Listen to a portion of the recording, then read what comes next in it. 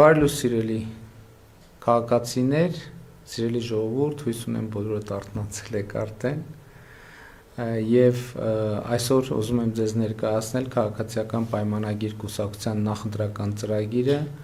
2026 թվականի խորհրդարանական հերթական ընտրություններում եւ մեր նախընտրական ծրագիրը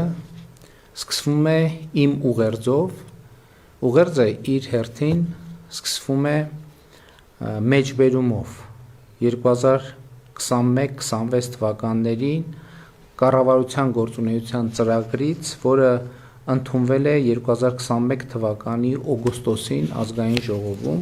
Իհարկե այս կտորը ես վերջին շրջանում բազմիցս եմ մեջբերել, բայց նաև որպես մեր նախընտրական ծրագրի անբաժանելի մաս ուզում եմ նորից ընթերցել, հիշեցնեմ կառավարության 2021-2026 թվականի գործունեության ծրագրից է մեջբերումը, որը ընդունվել է 2021 թվականի օգոստոսին Հայաստանի Հանրապետության ազգային ժողովում եւ այսպես մեջբերում Հայաստանի եւ տարածաշրջանի համար խաղաղ զարգացման դարաշրջան բացելը այնուամենայնիվ արտահերթ ընտրությունների արդյունքներով ժողովրդի առաջ կառավարության ստանձնած մեծագույն պարտավորությունն է եւ 21 թվականի այս ընտրությունների ամփոփումից հետո ես դիմում եմ այդ ծրագրով եւ նաեւ հիմա Հայաստանի Հանրապետության քաղաքացիներին Հայաստանի Հանրապետության սիրելի քաղաքացի ձեզ դիմում եմ ես Հայաստանի Հանրապետության վարչապետ քաղաքացիական պայմանագիր կուսակցության վարչության նախագահ եւ վարչապետի տեխնացու Նիկոլ Փաշինյանս Քաղաքացիական պայմանագիր կուսակցությունը ձեր աջակցությամբ կատարել է ձեր առաջ ստանձնած մեծագույն առաքելությունը Հայաստանի եւ Ադրբեջանի միջև խաղաղություն է հաստատվել եւ այսպիսով Հայաստանի համար խաղաղ զարգացման դարաշրջանը բացված է Հունիսի 7-ին կայանալիք ընտրություններում ձեզ հետ միասին մենք մի խնդիր ունենք լուծելու Պետք է տեր կանգնենք խաղաղությանը, որը նոր է, մանուկ է, դեռևս խոցելի է եւ մեր ամենօրյա խնամքի կարիքը ունի։ Հունիսի 7-ին գնացեք ընտրական տեղամաս եւ տեր կանգնեք խաղաղությանը, քվեարկելով քաղաքացիական պայմանագիր կուսակցության օգտին։ Ձեր Նիկոլ։ Այսպես է եւ այսպես եմ հիմա դիմում ձեզ եւ այսպես է նաեւ արձանագրված գրված քաղաքացիական պայմանագիր կուսակցության ծրագրում, որից հետո մենք արձանագրում ենք, որ քաղաքացիական պայմանագիր կուսակցության նախընտրական ծրագրի գաղափարախոսական հենքը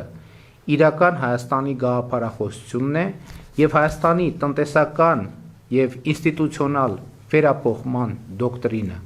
որը մենք ընդունեցինք ամիսներ առաջ։ Եվ ըստ այդմ 2026-2031 թվականների առանցքային անելիքները հետևյալն են։ Առաջինը՝ խաղաղության ինստիտուցիոնալացում։ Այսպես է կոչվում մեր նախընտրական ծրագրի առաջին բաժինը։ Հայաստանի եւ Ադրբեջանի միջև խաղաղության ինստիտուցիոնալացումը մեկնարկել է դեռևս 2024 թվականին Հայաստանի Հանրապետության Տավուշի մարզի հատվածում պետական սահմանի սահմանազատման եւ սահմանագծման գործընթացով, ապա եւ Հայաստանի ու Ադրբեջանի սահմանազատման հանձնաժողովների համատեղ գործունեության կանոնակարգի ստորագրմամբ եւ վավերացմամբ ու շարունակվել է 2025 թվականի օգոստոսի 8-ին Հայաստանի Հանրապետության եւ Ադրբեջանի Հանրապետության միջև խաղաղության ու միջպետական հարաբերությունների հաստատման մասին համաձայնագրի նախաստորագրմամբ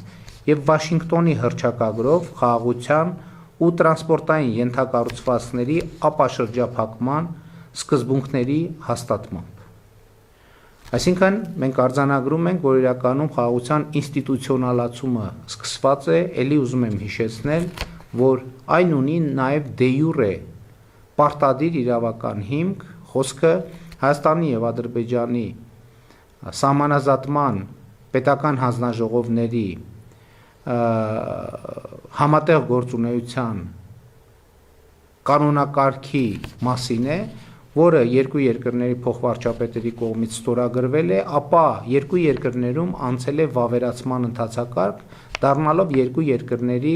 իրավական համակարգի անբաժանելի մասը, եւ այդ կանոնակարգում արձանագրված է, որ Հայաստանը եւ Ադրբեջանը ընդունում են, որ երկու երկրների միջև սահմանազատման գործընթացի համար բազային սկզբունքը Ալմա-Աթայի հռչակագիրն է, որն իր հերթին նշանակում է, որ անկախ Հայաստանի տարածքը նույնական է խորհրդային Հայաստանի տարածքի հետ, անկախ, այսինքն այսօրվա Հայաստանի եւ այսօրվա Ադրբեջանի տարածքը նույնական է խորհրդային Ադրբեջանի տարածքի հետ։ Եվ խաղաղության հետ կապված մենք նախընտրական ծրագրում արձանագրում ենք, որ խաղաղության հետագա ինստիտուցիոնալացման առաջնային քայլերը հետևյալն են։ Առաջինը՝ սահմանազատման գործընթացի շարունակությունը։ Երկրորդը՝ տրիպ նախագծի իրագործումը 2025 թվականի օգոստոսի 8-ի Վաշինգտոնի հռչակագրի եւ 2026 թվականի հունվարի 14-ին Հայաստանի եւ Միացյալ Նահանգների կառավարությունների կողմից ընդունված տրիպի իրականացման շրջանակի բովանդակությանը համապատասխան, որը կհանգեցնի տարածաշրջանային կապուղիների լիարժեք ապաշրջափակման։ Հաջորդ քայլը խաղաղության ինստիտուցիոնալացման բնականաբար Հայաստանի Հանրապետության եւ Ադրբեջանի Հանրապետության միջև խաղաղության ու միջպետական հարաբերությունների հաստատման մասին նախաստորագրված համաձայնագրի վերջնական ստորագրումն է, վավերացումը, դրանում նախատեսված քայլերի հետագա իրագործումը։ Նախաստորագրված համաձայնագիրը հրապարակված է եւ իմ թվարկած մյուս փաստաթղթերը նույնպես հրապարակված են, հետեւաբար այստեղ մենք շատ մանրամասներ չենք բացել, այն կանխավարկածով, որ բոլոր թղթերը հրապարակային են եւ բոլոր այն քաղաքացիներ, ովքեր ուզում են տեսնել, թե ինչ է այս գրվածը, հետագա քայլեր եւ այլն նշանակում, կարող են հիշատակված փաստաթղթերը կարդալ։ Խաղաղության ինստիտուցիոնալացման թվարկված քայլերը սպառիչ չեն։ Քաղաքացիական հասարակության գործարար համայնքի ներկայացուցիչների շփումները, երկկողմ առևտուրը, քաղաքական, մշակութային, հումանիտար երկխոսությունը խաղաղության ինստիտուցիոնալացման կարևոր գործիքներ են եւ քաղաքացիական պայմանագիր կուսակցությունը կքաջալերի ու կաջակցի այդ ուղղությունների ակտիվացմանը Հայաստան-Ադրբեջան հարաբերությունների համատեքստում։ Ուրախությամբ պետք է արձանագրեմ, որ արդեն իսկ որոշակի ծրագրեր իրականություն են դառնում Հայաստանի եւ Ադրբեջանի միջև երկկողմ առևտուր է քայլ-քայլ փոքր քայլերով եւ հաստատվում քաղաքացիական հասարակության ներկայացուցիչների շփումները արդեն կոնկրետ հունի մեջ են ընկած, ես հույս ունեմ եւ համոզված եմ, որ առաջիկայում նաեւ գործարար կապեր կհաստատվեն, որը խաղաղության ինստիտուցիոնալացման կարևորագույն միջոցներից եւ գործիքներից մեկն է։ Եվ այլ միջոցառումներ, որոնք իմ նշած փաստաթղթերում արձանագրված են եւ հրապարակված։ Սա շատ կարևոր արձանագրում է։ Մեր նախընտրական ծրագրի հաջորդ երկրորդ կետը կոչվում է կրթությունը ռազմավարությունների ռազմավարություն։ Կրթությունը ոչ միայն խնդիրներ լուծելու, այլև դրանք հասկանալու միակ հուսալի ճանապարհն է։ Սա վերաբերվում է թե անհատական, թե խմբային, թե հանրային եւ թե պետական մակարդակին, թե ներքին եւ թե արտաքին հարթությանը։ Հետևաբար կրթությունը պետության զարգացման ռազմավարության իրագործման առաջնային գործիքն է այն ընկալմամբ, որ ցկյանս գործընթաց է եւ վերաբերվում է նախադպրոցական կրթությանը, հանրակրթությանը, արտադպրոցական կրթությանը, մասնագիտական կրթությանը, բուհական, հետբուհական կրթությանը, ոչ ֆորմալ կրթությանը, մասնագիտական վերապատրաստմանը, մասնագիտական հմտությունների շարունակական զարգացմանը, վերամասնագիտացմանը, ինտելեկտուալ զարգացմանը, ինչպես նաև պետության ռազմավարական հաղորդակցությանը, այն իմաստով, որ քաղաքացի պետություն հարաբերությունները կրթական հարաբերություններ են, թե քաղաքացու, թե պետության համար։ Կրթության համակարգը ուսումնառուին պետք է ուսուցանի բարեկեցիկ եւ լիարժեք կյանքի երջանկության համար անհրաժեշտ հմտություններ։ Քաղաքացիական պայմանագիր կուսակցությունը կրթությունը հայտարարում է ռազմավարությունների ռազմավարություն։ Այս ռազմավարության իրագործման առաջնային քայլերն են։ Մինչ առաջնային քայլերը նշելը, ես ուզում եմ մեկնաբանություն անել մի այսպիսի բանաձև, որը ես ինքս էլ կիրառում եմ եւ կարծում եմ, որ դա լավ եւ ճիշտ բանաձև է։ Իսկ այդ բանաձևը հնչում է հետեւյալ կերպ։ Եթե մեր մոտ ինչ որ բան չի ստացվում, առաջին քայլը, որ մենք պետք է անենք, վերադառնալն է մեր կրթությանը։ Ես չեմ ասում, որ մենք պետք է գնանք նորից դպրոց կամ մանկապարտեզ եւ նորից սկսենք։ Ոչ, մենք պետք է մեր գիտելիքին, մեր կրթական խնդրին անդրադառնանք, որովհետեւ ցանկացած հարցում, կենցաղային, սոցիալական, եթե մեր աշխատանքը մեզ չի բերում բավարար արդյունք, ուրեմն մենք առաջին գործը, որ պետք է անենք, հետևյալն է, մենք մեզ հարց պետք է տանք, իսկ ինչն է, որ ես չգիտեմ։ Ընդ որում այս հարցը վիրավորական չի ոչ մեկի համար, որովհետև մարդկության պատմության մեջ երբեք չի եղել որևէ մեկը, որ ամեն ինչ գիտի։ Չի եղել ուղղակի ու չի էլ լինելու։ Եվ խնդիրն այն է, թե մենք ինչ հարց ենք ուզում լուծել։ Եվ եթե այդ հարցի լուծումը մեզ մոտ չի ստացվում, ուրեմն մենք առաջին արձագանքը հետևյալը պետք է լինի, որ ուրեմն մենք ինչ որ բան չգիտենք։ Հետևաբար մենք պետք է այդ հարցի լուծման համար նախ գնանք եւ լրացնենք մեր չիմացածը, ապա այդ կետից վերադառնանք այն հարցի լուծմանը, որը ուզում ենք լուծել։ Իսկ պետական քաղաքականության առումով կրթության ոլորտում իրականացման առաջնային քայլերը 2026-2031 թվականների ժամանակահատվածում հետևյալն են։ Նախադպրոցական կրթության ոլորտում 100 մանկապարտեզների եւ նախակրթարանների կառուցումը, վերակառուցումը, հիմնանորոգումը։ Դուք գիտեք, որ 2026 թվականի արդյունքներով մենք կավարտենք 500 մանկապարտեզների կառուցումը, վերակառուցումը, հիմնանորոգումը եւ այս պահի մեր հաշվարկները մեզ ասում են, որ լրացուցիչ առաջիկա շրջանում եւս 100 մանկապարտեզի կառուցման անհրաժեշտություն կլինի այն տրամաբանությամբ, որ մենք մտադիր ենք նաեւ խթանող ծրագրեր իրականացնել մասնավոր հատվածում, մասնավոր մանկապարտեզների զարգացման համար։ Բայց 100-ը պայմանական թիվ է։ Եթե ընթացս կպարզվի, որ պետք է 150-200, հիմա արդեն մենք վստահ ենք, որ այդ կարողությունները ունենք եւ այս թիվը համապատասխանաբար կլրացվի։ Հաջորդ կարևոր կետը նախադպրոցական կրթության ոլորտում 0-2 տարեկանների համար նախադպրոցական կրթության ապահովումը բոլոր խոշորացված համայնքներում։ Սա ըստ էության մսուրային ծառայության ընդլայնման մասին է խոսքը եւ մենք հաջորդ փուլում նախադպրոցական կրթության ոլորտում պետք է հաջորդ քայլը անենք եւ նաեւ 0-2 տարեկան երեխաների համար մանկապարտեզային ենթակառուցվածքներ պետք է ստեղծենք, ինչը հնարավորություն կտա մայրիկներին ավելի շուտ վերադառնալ աշխատանքի եւ նաեւ երեխաների կրթության գործընթացը մենք կսկսենք շատ ավելի վաղ։ Ես հասկանում եմ, որ մեզանում շատ արտասովոր է հնչում 0-2 տարեկան երեխաների արտադպրոցական կրթություն հասկացությունը, բայց մեր ընկալումն այն է, որ ծնված պահից երեխան ըստ էության իհարկե շատ, այսպես ասած, բջջային մակարդակով, բայց միևնույն է կրթական process է անցնում եւ մենք պետքա մեր երեխաներին հնարավորինս աջակցենք եւ այդ process-ի համար հնարավորինս լավ պայմաններ ստեղծենք։ Հաջորդ կետը առնվազն 1 տարվա պարտադիր նախադպրոցական կրթության ապահովումը բոլոր 5 տարեկան երեխաների համար։ Այսինքն մեր ընկալումն այն է, որ երեխաները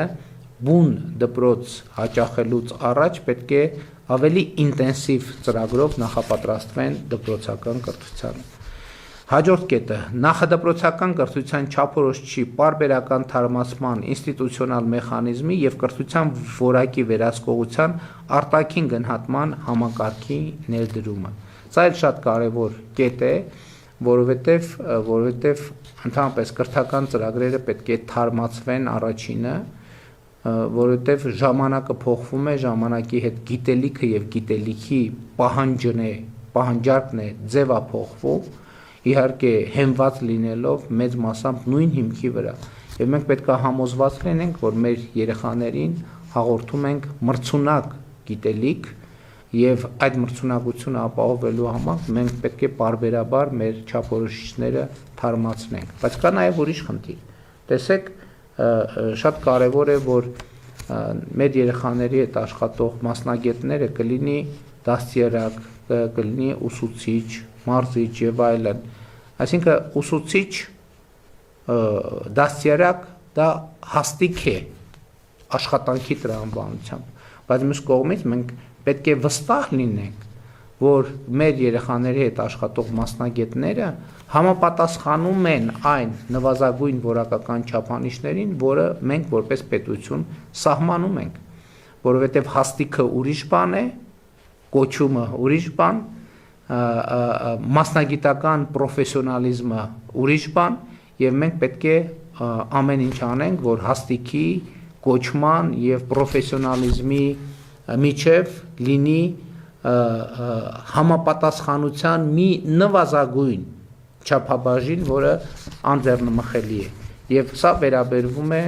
ըստ էության կրթության համակարգում աշխատող բոլոր ոլորտի մասնագետներին, հետագայում այս հանգամանքի մասին մանրամասն կխոսենք։ Եվ հաջորդը, որ էլի կապված է այս նշվածի հետ, տարակարգի միջոցով նախադպրոցական հաստատությունների աշխատողների մասնագիտական հմտությունների եւ վարձատրության շարունակական աճի ինստիտուցիոնալ մեխանիզմի ընդլայնում։ Մեր կանխավարկածը հետևյալն է, հիմա կոնկրետ մենք խոսում ենք մանկապարտեզների, դաստիարակների եւ այլ մանկավարժների մասին, բոլոր այն դեպքերում, երբ որ մենք տեսնում ենք, որ մասնագետը պատրաստ է եւ աշխատում է ինքը վրա իր պրոֆեսիոնալ հմտությունները բարձրացնելու ուղղությամբ, պետությունը պետք է նման մասնագետներին սոցիալական ապահովության լրացուցիչ միջոցներ տա եւ ընդհակառակը սոցիալական ապահովության, այսինքն վարձատրության լրացուցիչ եւ ավելացված չափերով պետք է խթանի, որպեսզի մասնագետները, մանկավարժները ավելի շատ աշխատեն իրենց պրոֆեսիոնալիզմը ժամանակի պահանջներին համապատասխան պահելու ուղղությամբ։ Եվ նախադպրոցական կրթության ոլորտի հետ կապված այսքանն է գրված մեր նախընտրական ծրագրում, հաջորդ կետը հանրակրթության ոլորտն է։ Ինչ ենք պատրաստվում անել։ Պատրաստվում ենք հաջորդ 300 դպրոցների կառուցմամբ, վերակառուցմամբ, հիմնանորոգմամբ եւ գույքի ամբողջական հագեցմամբ զբաղվել այդ ամենը ապահովելու համար։ Սիրելի հայրենակիցներ, սիրելի ժողովուրդ, երբ որ մենք 300 դպրոցների ծրագիրը սկսում էինք, մենք եւ սկսեցինք իրականացնել, մենք առերեսվեցինք մի իրականության հետ, որ Հայաստանի Հանրապետությունում գործնականում չկա դպրոց, որը չունի առնվազն հիմնանորոգման կարիք, բայց հիմնականում վերակառուցման եւ կառուցման կարիք, որովհետեւ շենքերը հնամաշ են, ոչ միայն հնամաշ են ֆիզիկապես, այլև բարոյապես, այն առումով, որ ժամանակակից պահանջներին չեն համապատասխանում։ Եվ հետեւաբար 2026 թվականին մենք կավարտենք 300 դպրոցի ծրագիրը եւ 2026 թվականին ընտրություններից հետո մենք կսկսենք հաջորդ 300 դպրոցի կառուցման, վերակառուցման, հիմնանորոգման ծրագիրը, որի ռազմավարական նշանակությունը ուրախությամբ արձանագրում եմ, որ Հայաստանում այլևս լայնորեն ընդունված եւ ճանաչված է։ Հաջորդ կետը ուսուցիչների կամավոր ատեստավորման առաջին փուլը հաղթահարած ուսուցիչների համար կամավոր ատեստավորման երկրորդ փուլի իրականացումը դրույքաչափը սահմանելով 300,000 դրամ համապատասխանաբար 30, 40, 50% հավելավճարներով։ Այսինքն մենք հիմա հաջորդ փուլում, ինչպես եւ նախկինում խոստացել էի, կանենք հետեւյալը. բոլոր այն ուսուցիչները, ովքեր անցել են կամավոր ատեստավորման առաջին փուլը, իրենց կամավոր ատեստավորման առաջին փուլի 5 տարին լրանալուն պես հաջորդ կամավոր ատեստավորումը անցնելու հնարավորություն կունենան եւ եթե նախկինում հիմա այսինքն ուսուցիչների ատեստավորված ուսուցիչների դրույքաչափը 200,000 դրամ էր եւ այդ բազայի վրա էր արդեն տեղի ունենում ատեստավորման միավորների հավելումը, հաջորդ փուլում արդեն կլինի 300,000 դրամ եւ արդեն հավելումները կլինեն 300,000 դրամի տեսակարար տոկոսներին համապատասխան, այսինքն 30, 40 կամ 50%-ով։ Հաջորդը ուսուցիչների համար համալիր երաշխիքներ սահմանոր, այդ թվում բնակարանային ապահովման հարցում աջակցության ծրագիր նախատեսող ուսուցչի կարգավիճակի մասին օրենքի ընդունում։ Մենք նման օրենք կընդունենք, որտեղ մենք կնախատեսենք նաև, որ պետությունը հատուկ ծրագիր պետք է իրականացնի ուսուցիչների բնակարանային ապահովումը իրագործելու համար։ Ըստ էության մենք արդեն մասամբ սկսել ենք որոշակի գյուղական դպրոցների հետ կապված, բայց մենք այս ծրագիրը փուլ կընդլայնենք ամբողջ հանրապետությունով, այն իմաստով, որ նաև բոլոր բնակավայրերում աշխատող մեր սիրելի ուսուցիչները նաև բնակարան ձեռք բերելու հարցում լրացուցիչ աջակցության հնարավորություն կունենան։ Հաջորդը հանրակրթության չափորոշիչի պարբերական թարմացման ինստիտուցիոնալ մեխանիզմի եւ հանրակրթության որակի վերահսկողության արտաքին գնահատման համակարգի ներդրում։ Այս կետի մասին ես մանկապարտեզների հատվածում խոսեցի, նույն բովանդակությունն է, որ մենք համոզված լինենք, որ մեր ծրագիրը հանրակրթության չափորոշիչը համապատասխանում է ժամանակակից պահանջներին եւ անընդհատ ստեղծել խթաններ, որ մեր սիրելի ուսուցիչները ավելի շատ ջանք գործադրեն իրենց մասնագիտական հմտությունները նույնպես ժամանակի պահանջներին համապատասխանեցնելու համար, որովհետեւ այստեղ կա մի օբյեկտիվ իրականություն։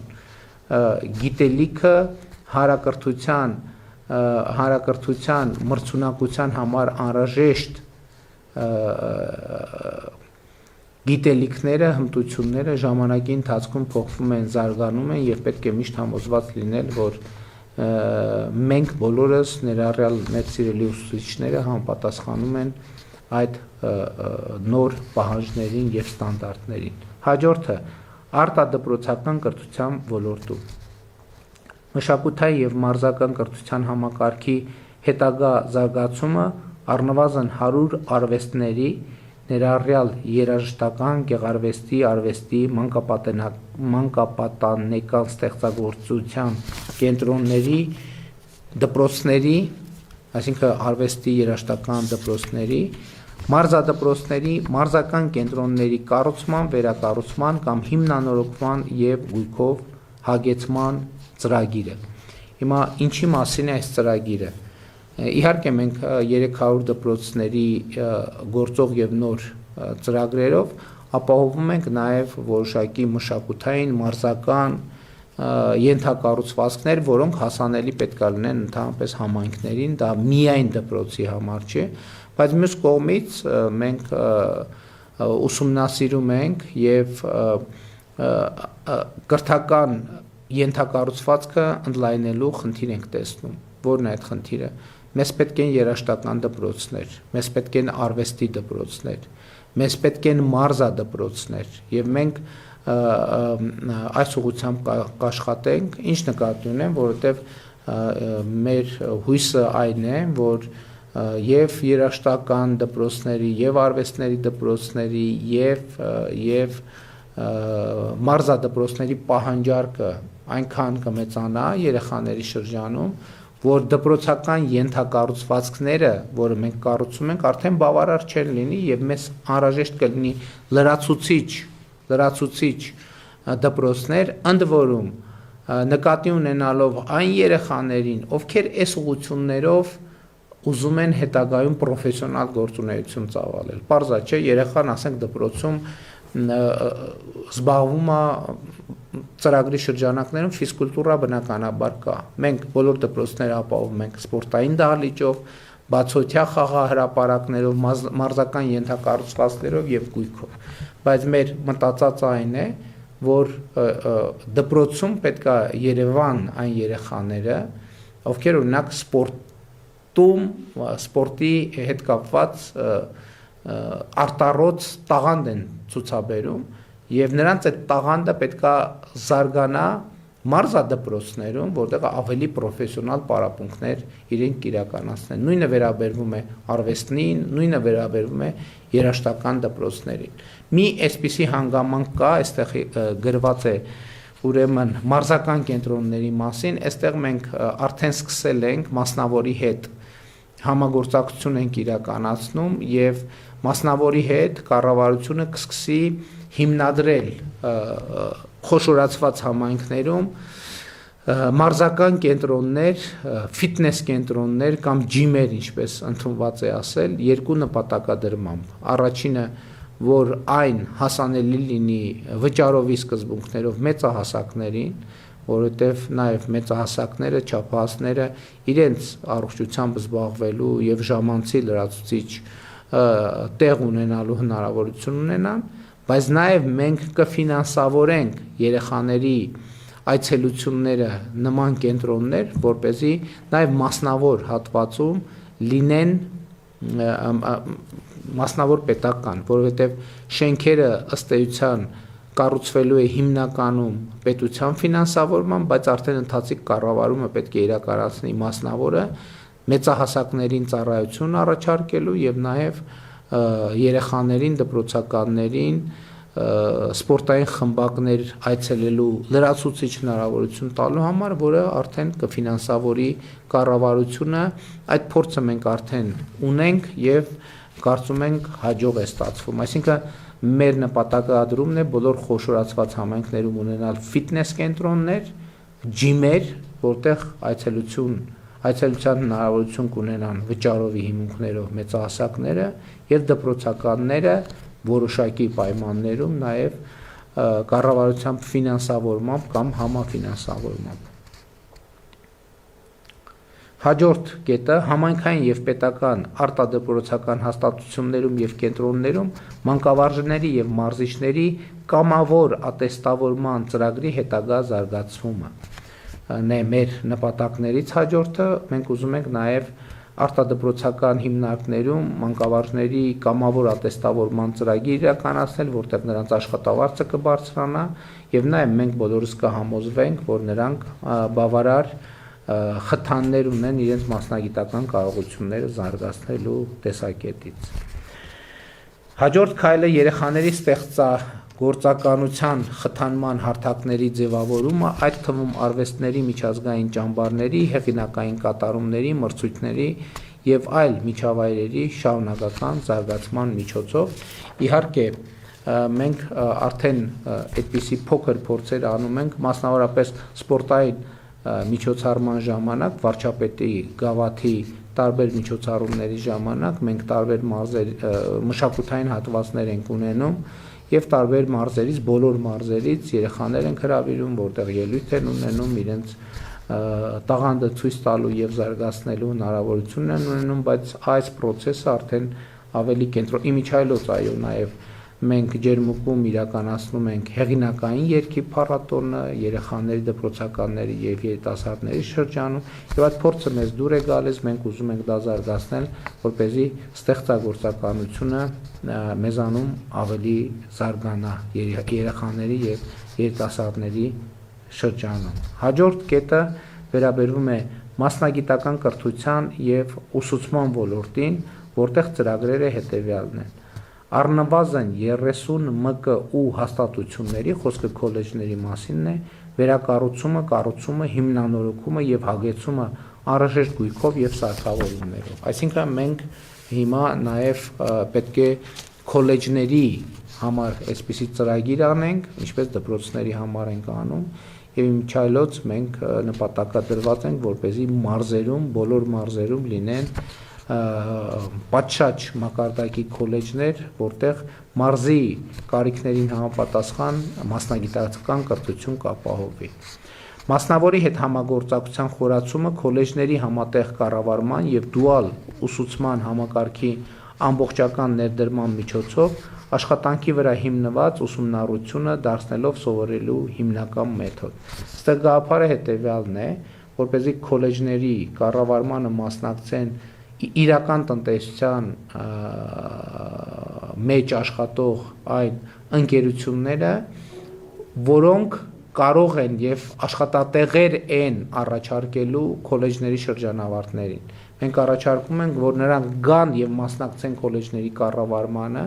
որպեսզի այդ մասնագետների պատվիրատման process-ը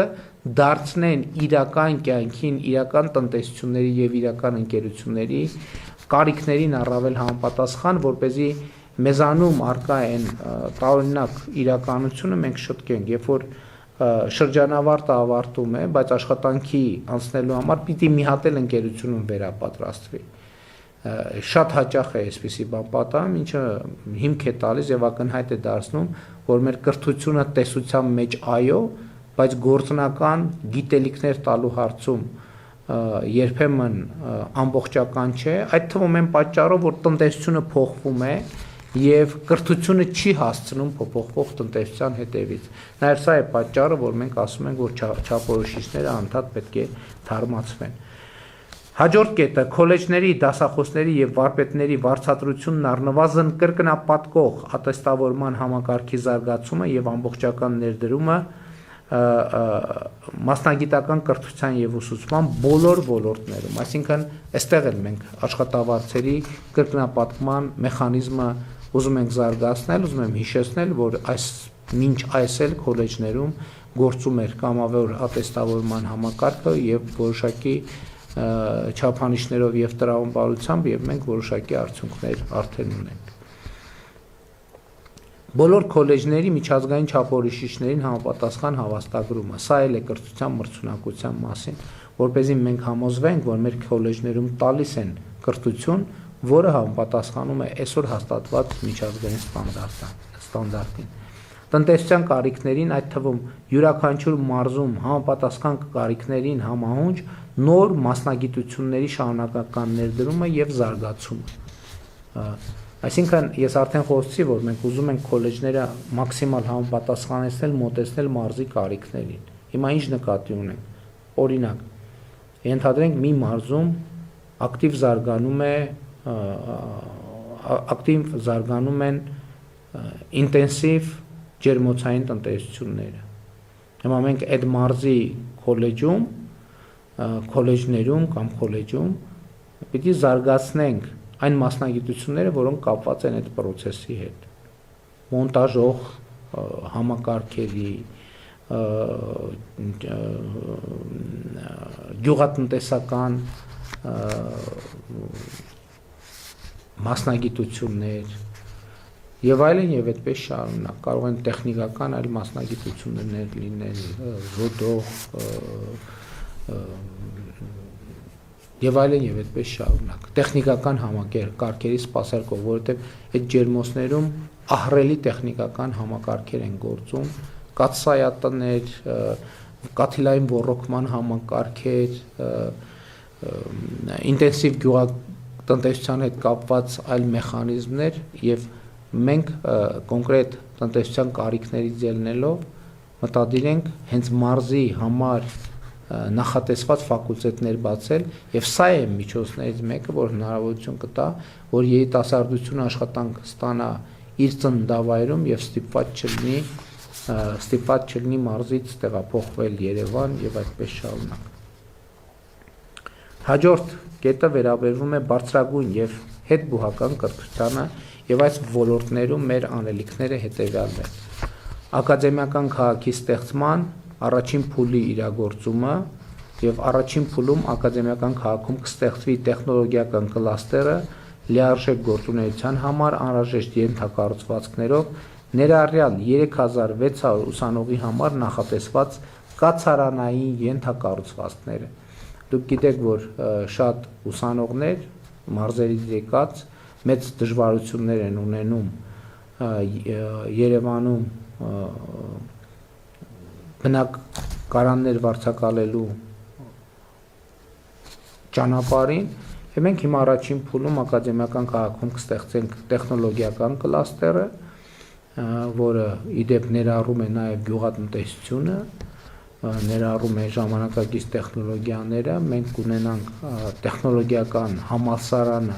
ակադեմիական քաղաքում եւ նաեւ ուսանողական կացարանները, որտեղ ուսանողները որոշակի պայմաններում կարողանան սենյակներ ունենալ։ 2025 թվականի սեպտեմբերին ընդունված բարձրագույն կրթության եւ գիտության մասին օրենքի դրույթների իրագործումը իհարկե շատ կարեւոր է եւ առաջիկա շրջանում մենք դրանցով կզբաղվենք ամենայն լրջությամբ։ Հաջորդ կետը դպրոցից բուհ արդյունավետ եւ սահուն անցում ապահովող ընդունելության նոր համակարգի գործարկումը խթանելով կամավորական աշխատանքը, ներդնելով արտաքին գնահատման նոր մեխանիզմներ։ Մենք ուզում ենք այնպես անենք կամ շարունակենք գնալ այն ճանապարհով, որ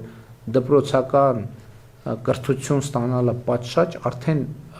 բավարար լինի բուհ ընդունվելու համար եւ լրացուցիչ էլի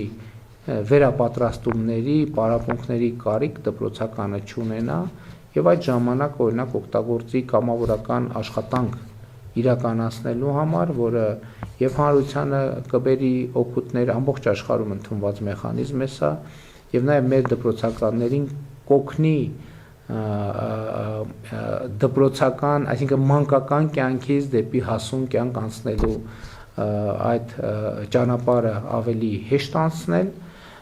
որը կամավորական աշխատանքը շատ էականորեն խթանում է այս գործընթացը, որովհետև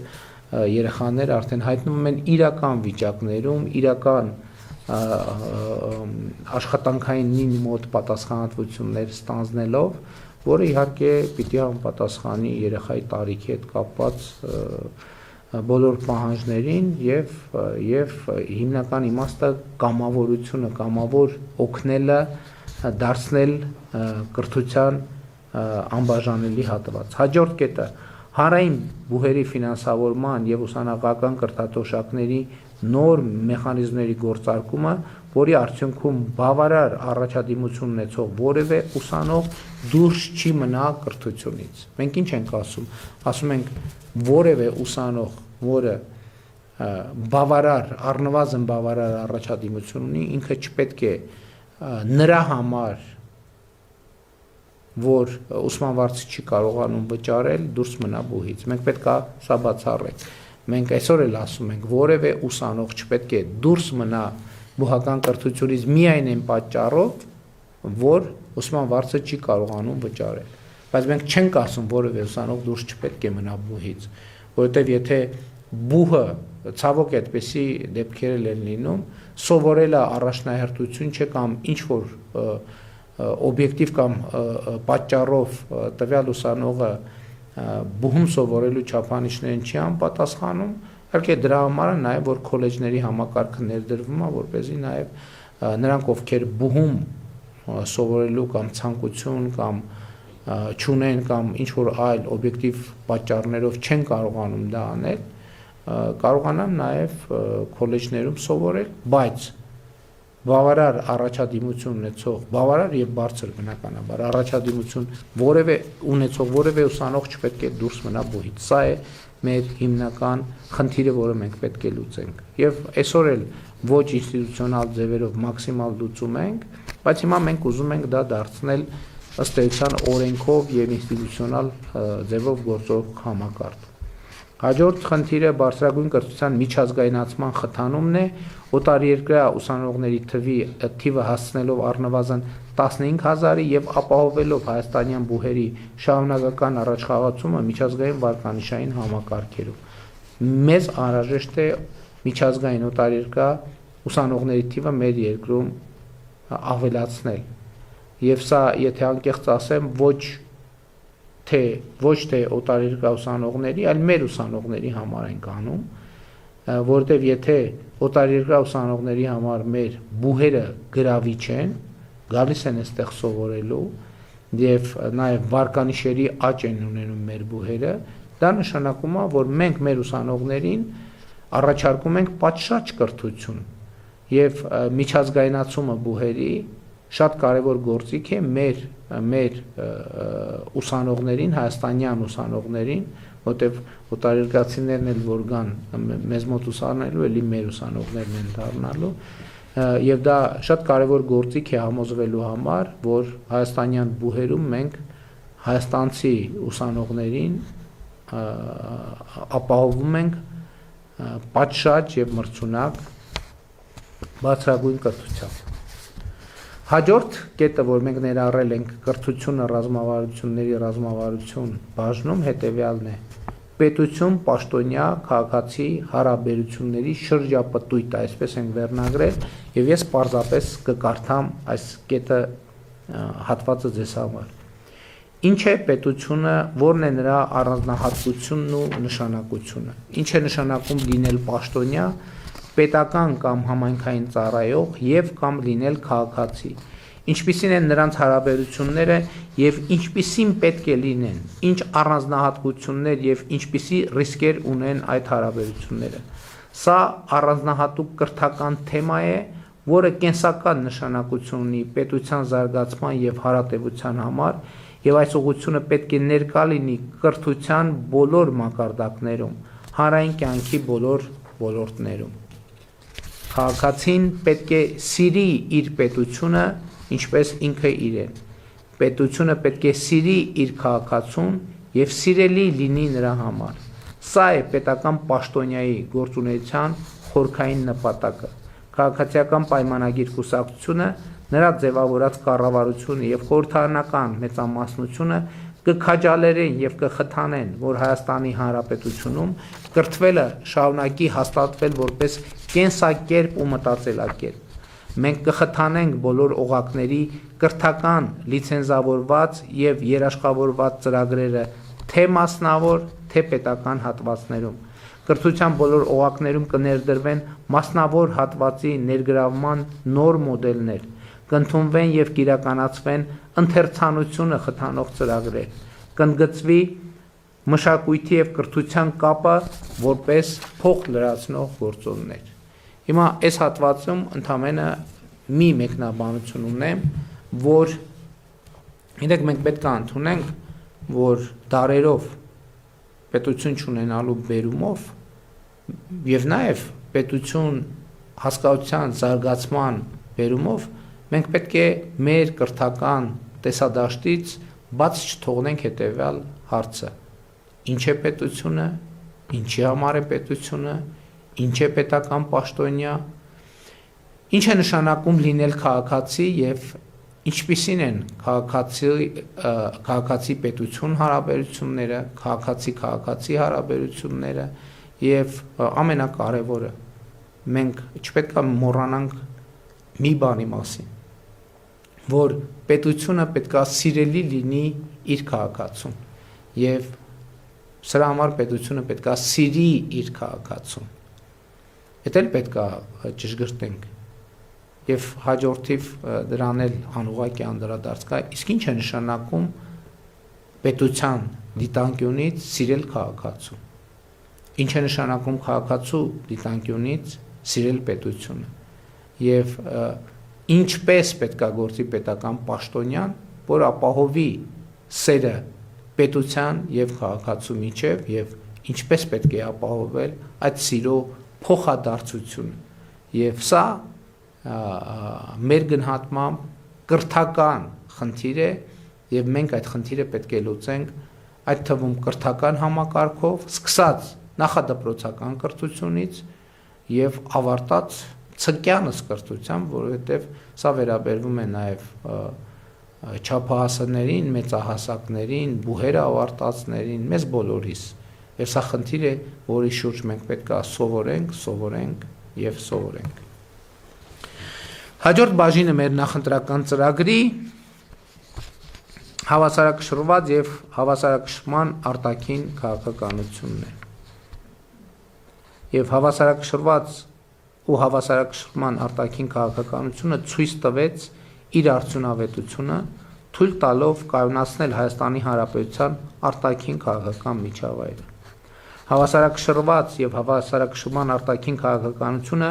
կորդեգրվի որպես ռազմավարություն, որի առանցքային խնդիրը արտաքին հարաբերությունների անհամաչափություններ թույլ չտալն է կամ անհամաչափությունները հավասարակշռելու գործիք ունենալը։ Հավասարակշռված եւ հավասարակշռման արտաքին քաղաքականության մեջ առանցքային դեր ունի տարածաշրջանացումը, որի առանցքային նպատակը սեփական միջավայրում առանց արտաքին աջակցության ապրելը Հայաստանի Հանրապետության համար ոչ միայն հնարավոր, այլև հարմարավետ դարձնելն է։ Այս իմաստով հարաբերությունների հետագա զարգացումը Վրաստանի, Իրանի Իսլամական Հանրապետության, Թուրքիայի Հանրապետության, Ադրբեջանի Հանրապետության հետ ունի կարևոր նշանակություն եւ կուսակցությունը քաղաքացիական պայմանագիր կուսակցությունը գնալու է այս ճանապարհով։ Այս համատեքստում տարածաշրջանի տրանսպորտային ենթակառուցվածքների լիարժեք ապաշրջափակումը, այդ թվում եւ թրիփ նախագծի կյանքի կոչումը եւ Գյումրի-Կարս երկաթուղու գործարկումը ոչ միայն ել ավելի կամրապնդեն տարածաշրջանում խաղաղությունը եւ համագործակցությունը, այլև այն կվերածեն արևելք-արևմուտք եւ հյուսիս-հարավ փոխկապակցվածության կարևոր հանգույցի խաղաղության խաչմերուկի։ Տարածաշրջանացման գործնականացման համար կարևորում ենք նաև 3+3 ձևաչափի հետագա զարգացումը եւ Հայաստանի Հանրապետությունը նպաստելու է դրան։ Ձևաչափում Ռուսաստանի Դաշնության ներգրավվածությունն այն կարևոր է դարձնում նաև Հայաստան-Ռուսաստան հարաբերությունների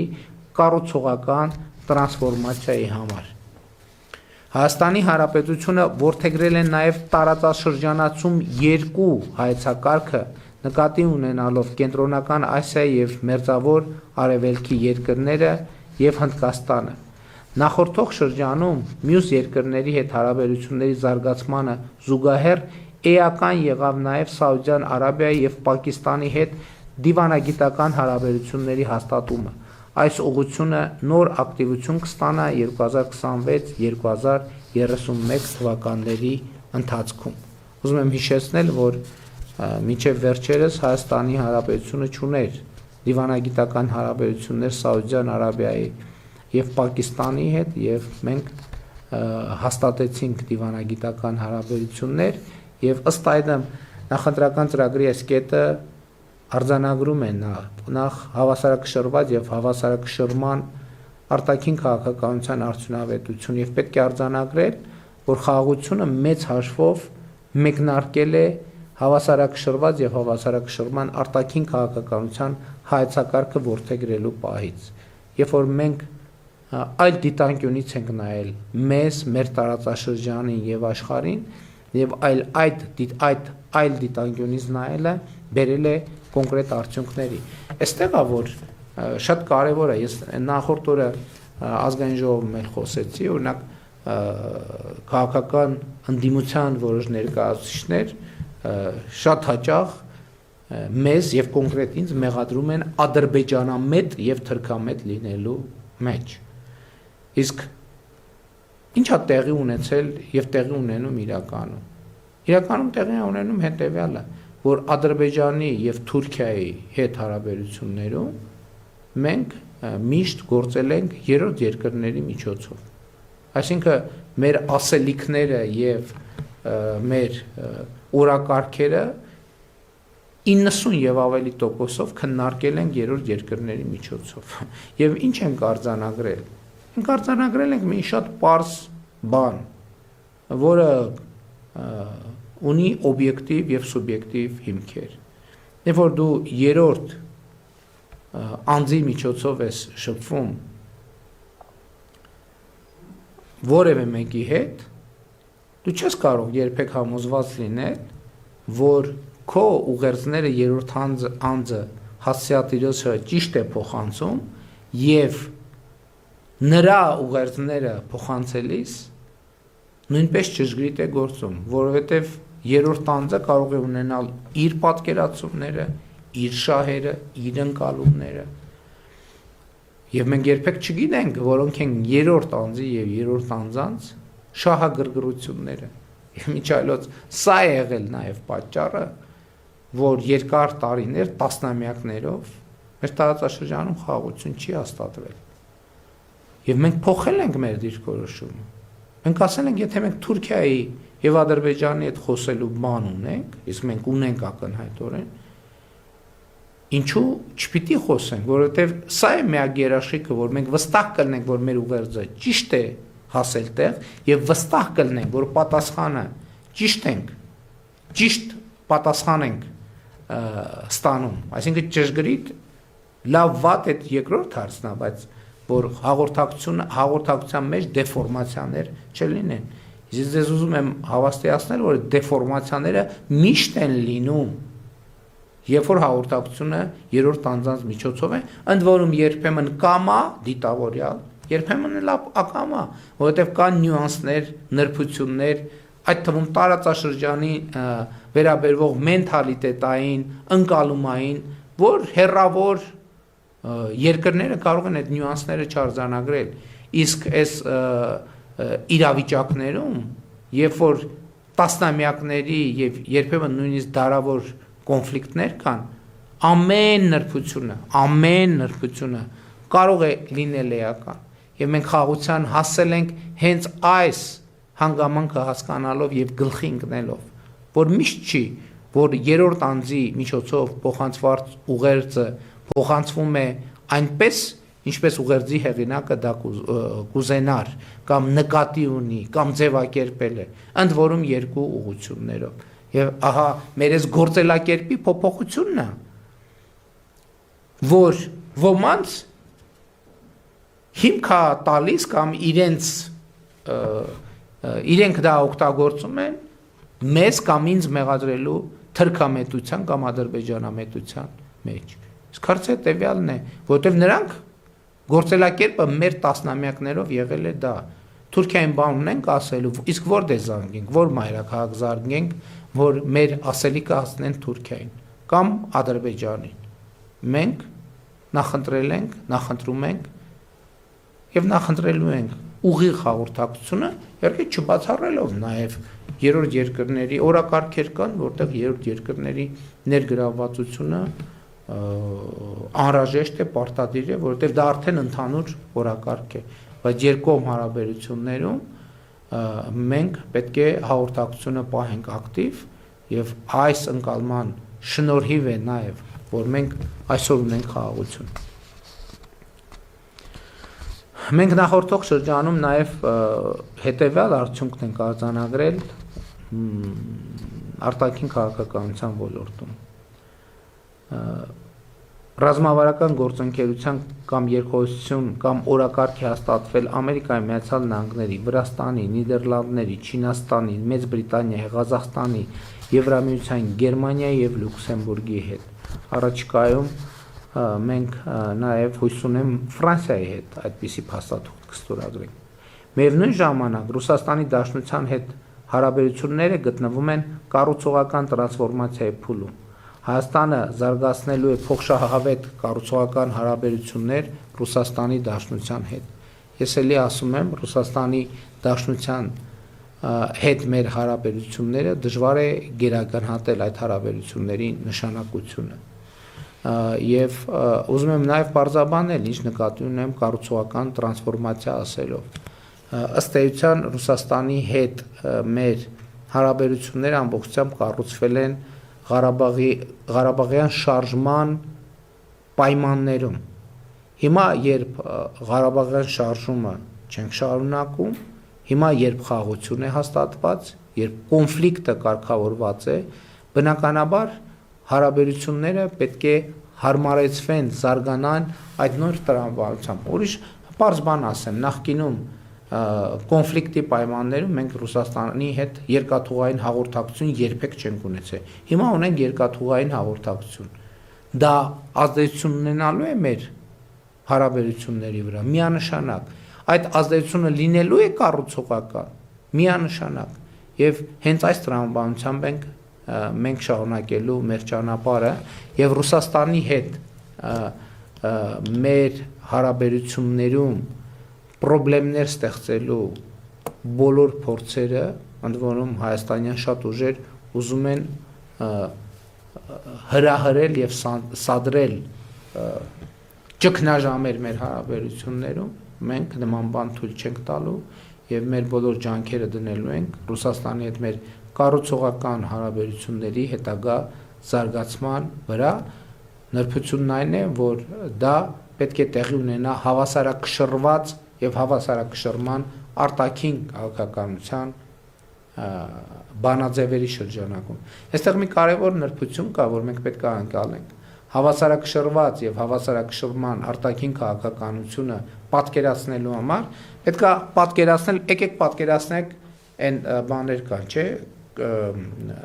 նժարով քշերքներ կան,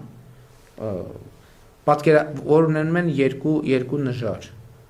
Հավասարակշռված եւ հավասարակշռման արտաքին քաղաքականությունը պատկերացնելու համար եք պատկերացնենք առանցք, որը մեր պետությունն է, եւ առանցքի շուրջ կան բազմաթիվ նժարներ, որոնք տարբեր երկրների հետ մեր հարաբերություններն են։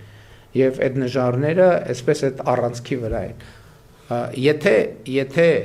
այդ հարաբերություններում որևէ նժար լինի անհամաչափ ծանր, դա պրոբլեմներ կստեղծի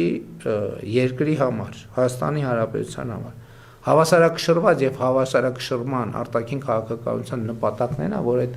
բազմաննժար կշերքը հավասարակշռություն պահի։ Դա չի նշանակում, որ բոլորի հետ հարաբերությունները պետքա լինեն, այսինքն մենք այդտեղ իդեալական հավասարակշռություն չենք պատկերացնում։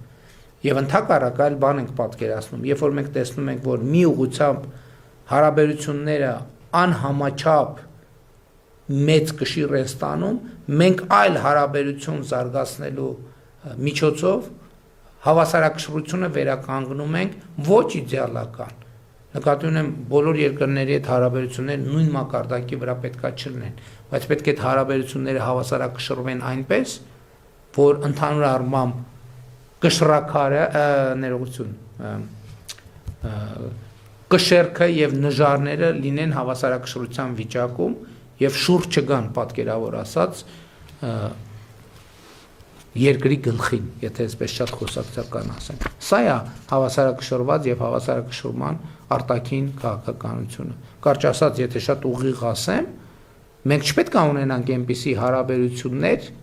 որի նժարում դրված է մեր հարաբերությունների ենթադրենք 60-70%-ը, էլ չեմ ասում 80-90%-ը։ Մենք պետք է այդ հարաբերությունները բաշխենք, միտեղ պետք է լինի 5%, միտեղ 7%, միտեղ 2%, միտեղ 1%, միտեղ 8% եւ այլն, եւ այդ նժարները որոշակի հավասարակշռության վիճակում պետք է լինեն։ Հաջորդ ենթավեռնագիրը մեր նախընտրական ծրագրի Հայաստանի Հանրապետություն Եվրոպական միություն հարաբերությունների մասին է։ 2023 թվականից Հայաստանում գործող ԵՄ քաղաքացիական առաքելությունը իր նպաստը բերեց մեր երկրի կայունության արևելյան սահմանների երկայնքով։ 2024 թվականին ընդունվել եւ կենսագործվում է Հայաստանին աջակցող ԵՄ դիմակայունություն եւ աճ ծրագիրը։ ԵՄ անդամ պետությունները կոնսենսուսային որոշմամբ Հայաստանին աջակցություն տրամադրեցին եվրոպական խաղաղության գործիքի ներքո։ 2025 թվականին ընդունվեց Եվրոպական միությանը Հայաստանի Հանրապետության անդամակցելու գործընթացի մեկնարկի մասին օրենքը։ Մեկնարկեց Հայաստան Եվրամիություն մուտքի արտոնագրերի ազատականացման երկխոսությունը, Հայաստանին փոխանցվեց այդ ուղղությամբ գործողությունների ծրագիրը։ Մեկնարկեցին Հայաստան Եվրոպական միություն անվտանգության եւ պաշտպանության վերաբերյալ խորհրդակցությունները։ Նույն թվականին ստորագրվեց Հայաստան-ԵՄ գործընկերության ռազմավարական օրակարգը։ 2018 թվականից ուժի մեջ է Հայաստան-Եվրոպական միություն համապարփակ եւ ընդլայնված գործընկերության համաձայնագիրը։ Հայաստանի Հանրապետությունը շարունակելու է Եվրոպական միությանն անդամագրվելու չափանիշներին համապատասխանելու համար անհրաժեշտ բարեփոխումների իրականացումը միջև այդ չափանիշներին լիարժեք համապատասխանելը։ Երբ Հայաստանը կհամապատասխանի Եվրամիության չափանիշներին, ԵՄ-ին անդամագրվելը կդառնա քաղաքական որոշման հարց եւ կախված կլինի նրանից, թե արդյոք Եվրամիությունը պատրաստ է ընդունել Հայաստանին։ Եթե այո, Հայաստանի Հանրապետությունը կդիմի Եվրոպական միության լիարժեք անդամ դառնալու համար։ Եթե ոչ, վերը նշված բարեփոխումների իրականացումը ռազմավարական ձեռքբերում կլինի Հայաստանի Հանրապետության համար, որովհետև Հայաստանի Հանրապետությունը դարձած կլինի եվրոպական չափանիշներին լիարժեք համապատասխանող երկիր։ Սա մի խոսույթ է, որի վերաբերյալ բազմիցս խոսել ենք եւ ես ավելի մանրամասն չեմ անդրադառնա, որովհետև ըստ էության տեքստի մեջ ամեն ինչ ասվեց եւ մենք բազմիցս դրա մասին խոսել ենք, թե ինչ նպատակներ ենք հետապնդում Եվրոպական միության հետ կապված մեր օրակարգերում։ Հաջորդ կետը վերաբերվում է Հայաստանի Հանրապետություն Եվրասիական տնտեսական միություն հարաբերություններին։ Եվ մենք արձանագրում ենք, որ հնարավոր չէ միաժամանակ լինել թե Եվրասիական տնտեսական միության անդամ, թե Եվրոպական միության անդամ։ Բայց քանի դեռ Եվրոպական միության հետ մոտարկման ԵՄ անդամակցության չափանիշներին համապատասխանելուն ուղղված բարեփոխումները համատեղելի են, այսինքն ԵՄ-ի եւ Եվրասիական տնտեսական միության հետ մեր հարաբերությունների զարգացման օրակարգերը քանի դեռ համատեղելի են,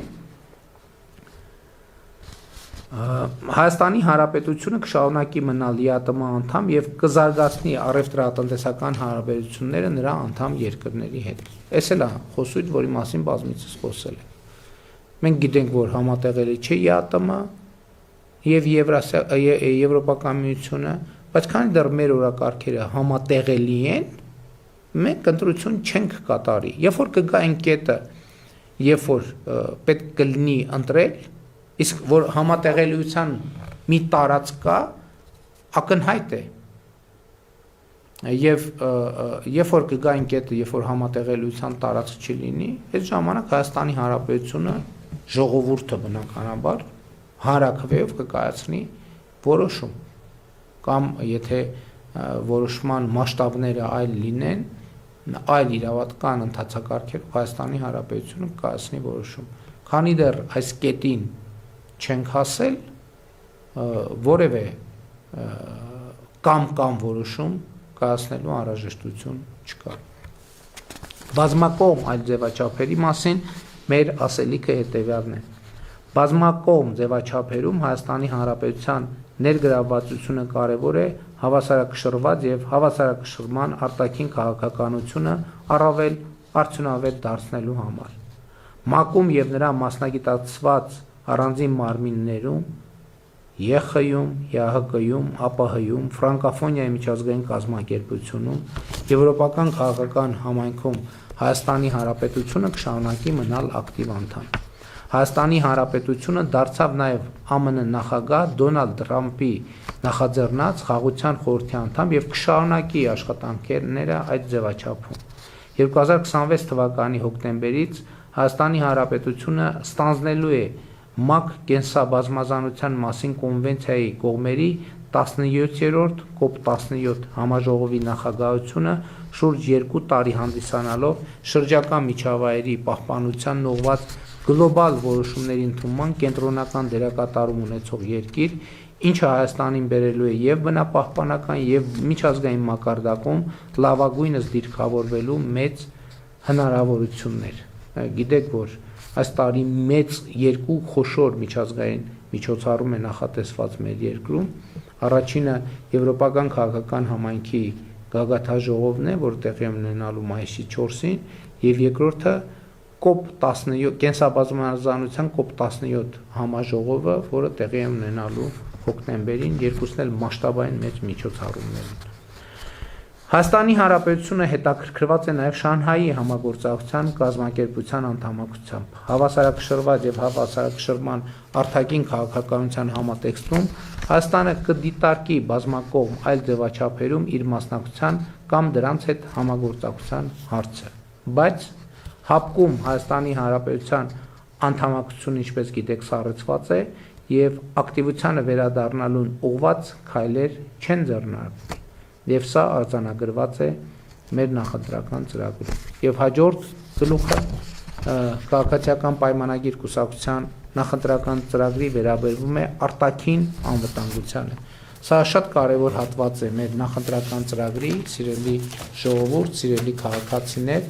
եւ ես հատուկ ուշադրություն եմ հրավիրում այս հատվածի վրա, որովհետեւ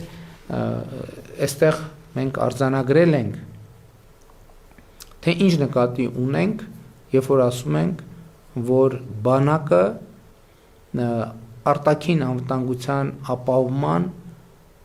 առաջին գործոն լինելու պարագայում նշանակում է, որ արտաքին անվտանգություն գոյություն չունի։ Մենք բանակից առաջ անվտանգության լրացուցիչ գործոններ պիտի դնենք, որպեսզի մենք համարենք, որ ունենք իրական անվտանգություն։ Եվ հիմա հարցը հետևյալն է. բանակից առաջ ինչ գործոններ են, որ պետք է ապահովեն Հայաստանի Հանրապետության անվտանգությունը, արտաքին անվտանգությունը։ Եվ ուրեմն այդպիսի առաջին գործոնը մեր համոզմամբ միջազգային լեգիտիմությունն է, որը մենք համարում ենք առաջնային գործիք։ Միջազգային լեգիտիմությունը Հայաստանի Հանրապետության արտաքին անվտանգության ապահովման առաջնային գործիքն է։ Միջազգային հանրությունը ճանաչում է Հայաստանի Հանրապետության տարածքային ամբողջականությունը Խորհրդային Միության հայկական ԽՍՀ սահմաններով։ Այս սկզբունքն է դրված նաև հաստատված խաղաղության հիմքում։ Հայաստանն ու Ադրբեջանը միմյանց տարածքային ամբողջականությունն ու ինքնիշխանությունը ճանաչել են հիմք ընդունելով 1991 թվականի Ալմաթայի հռչակագիրը, որին միացած խորհրդային հանրապետություններն իրենց վարչական սահմաններում դարձել են անկախ պետություններ։ Չվիճարկվող, այսինքն միջազգային օրենքով լեգիտիմ տարածք եւ արտաքին հարաբերությունների մեջ լեգիտիմ դիրքորոշումներ ու ակնկալիքներն ունենալն արտաքին անվտանգության ապահովման առաջնային գործիք է։ Այն չլինելով բացարձակ երաշխիք, այնուամենայնիվ կարևոր հիմնաքար է։ Ինչ է իմաստը։ Երբ որ տեսեք, նախորդ օրն էլ խորհրդարանում սրա մասին եղավ խոսակցություն, երբ որ ընդդիմության ներկայացուցիչը ասեց, որ խաղաղություն լինում է այն պարագայում, երբ որ պատերազմի պատճառներ չկան կամ պատերազմի պատճառները լուծված են։ Եվ այո, դա շատ ճիշտ ձևակերպում է։ Եվ դա էր պատճառը, որ մենք ասենք, որ պետք է Ղարաբաղի կոնֆլիկտից եւ Ղարաբաղյան շարժումից հրաժարվել, որովհետեւ կոնֆլիկտի եւ պատերազմի պատճառը հենց Ղարաբաղի շուրջ եղած տարընթերցումներն են, բայց երբ որ մենք գալիս ենք միջազգայինորեն ճանաչված սահմանների շրջանակում ճանաչում ենք միմյանց տարածքային ամբողջականությունը, պատերազմի պատճառը վերանում է, պատերազմի ֆունդամենտալ պատճառը վերանում է եւ այդ հենքի վրա է, որ հնարավոր է լինում ստեղծել խաղաղություն։ Եվ սա է պատճառը, որ մենք ասում ենք նաեւ, որ այսօր ձևավորվել է պատերազմի եռագլուխ կուսակցություն եւ այդ կուսակցության նպատակը հիմա արդեն նրանք ուղիղ չեն ասում, բայց անուղղակի կամած քայլ Ղարաբաղյան շարժումը վերականգնելն է, այսինքն կոնֆլիկտը վերականգնելն է, այսինքն պատերազմը վերականգնելն է։ Որովհետև մենք պետք է շատ հստակ լինի։ 1991 թվականից սկսած ըստ էության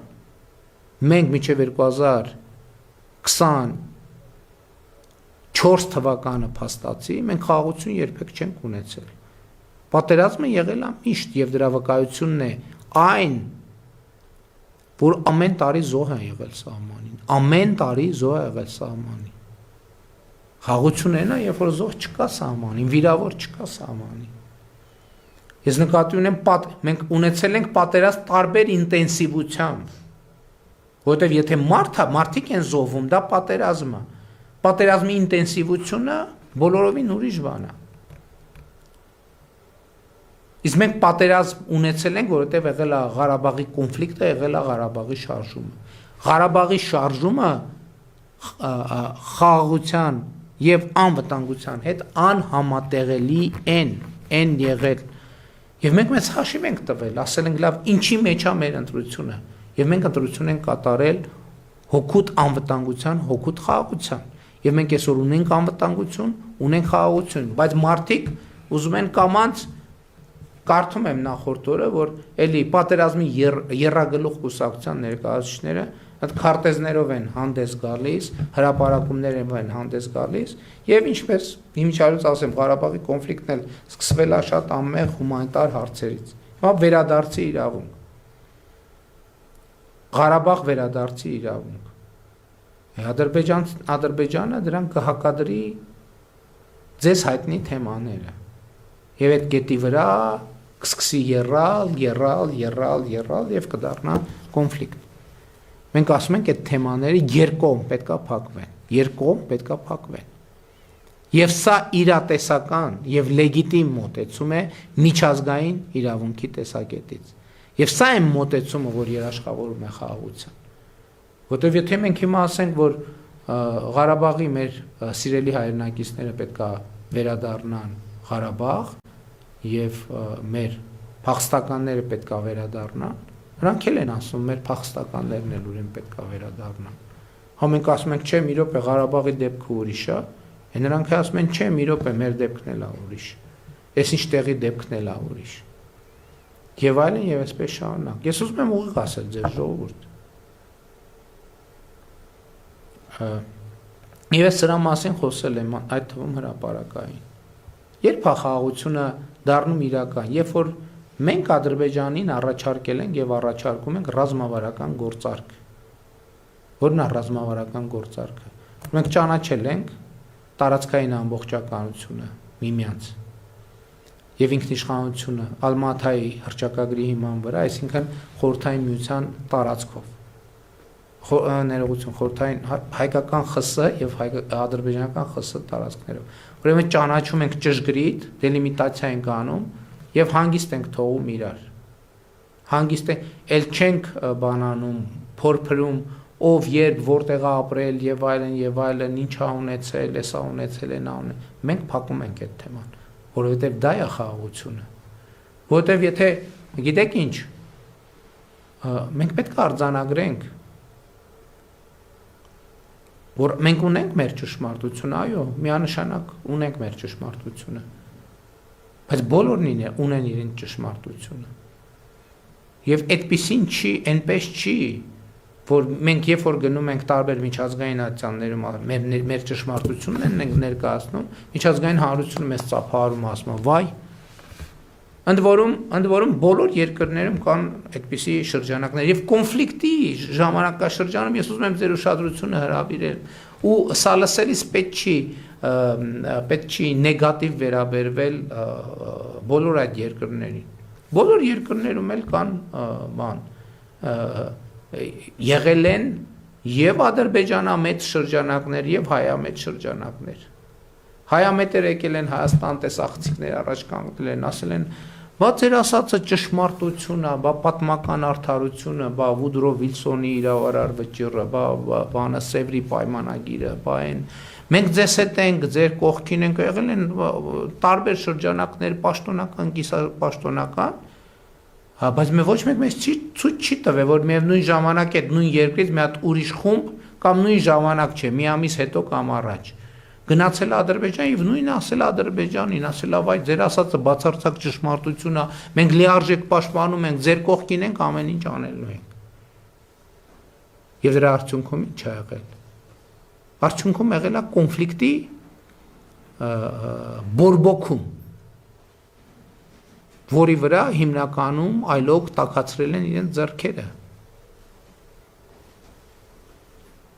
Իսկ մենք տառապել ենք, կորուստներ ենք ունեցել։ Եվ էլի եմ ասում, եթե եկեք մենք վերադառնանք Եվրոպա եւ Եվրոպայի պատմությանը, բոլոր տեղերում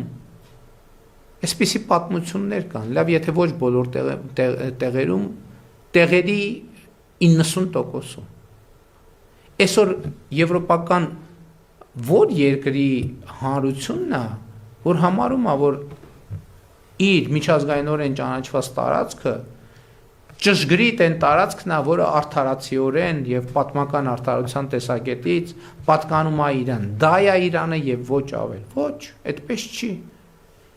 Բայց մարդիկ այնուամենայնիվ գտել են հավասարակշռման մի կետ, որովհետեւ հասկացել են, որ լավ, ինչքան կարելի է իրար կոտորել, ինչքան կարելի է, պետքա կանգ առնել մի կետի։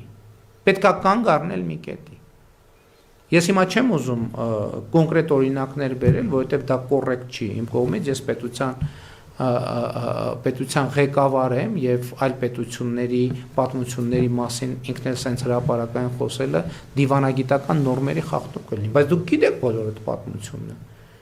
Եվրոպայի պատերազմների, կոնֆլիկտների պատմությունը գիտեք։ Չնայած այսօր էլ դրսևորվում է այդ ամեն ինչը։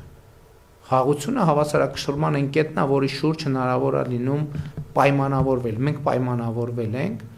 միջազգայինորեն էսա պատճառը, որ ես ասում եմ, որ մեզ ասում են անդադ զիջումներ եկարի զիջ։ Իսկ ինչ ենք մենք զիջել։